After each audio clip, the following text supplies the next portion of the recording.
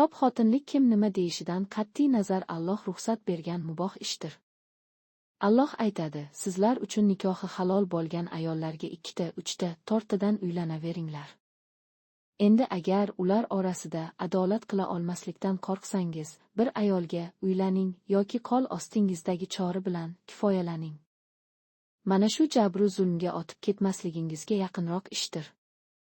Niso surasi 3-oyat.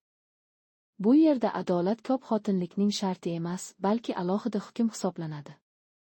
Shu o'rinda adolat tushunchasiga ozgina izoh zarur. Ba'zilar adolatni tenglik deb tushunadi, ya'ni bir kishining nechta xotini bo'lsa, ularning har birini bir xil son va sifatdagi ta'minot bilan ta'minlash, bir xil uy, oziq-ovqat, kiyim-kechak berish adolat deb o'ylashadi. Yo'q, bu to'g'ri emas. Adolat degani qaysi xotinning qanday ehtiyoji bo'lsa, shuni to'liq ta'minlashdir.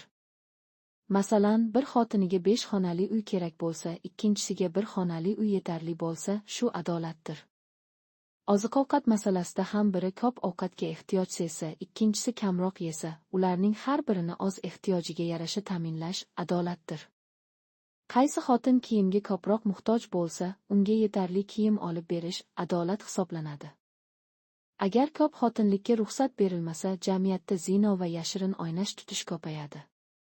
Bundan tashqari, jamiyatda shunday muammolar borki, ularni ko'p xotinlikka ruxsat berishdan boshqa yo'l bilan yechib bo'lmaydi.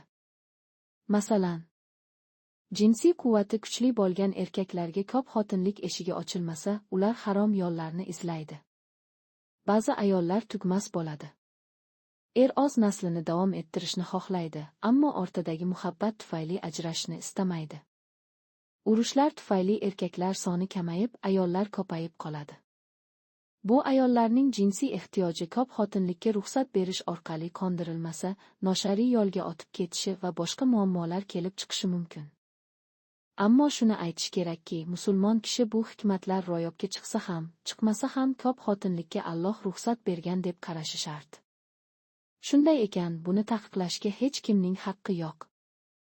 Musulmonlar orasida ko'p xotinlikni yomon ko'rish esa islom va musulmonlarning dushmanlari bo'lgan kofirlar tomonidan olib borilgan propagandalar natijasidir.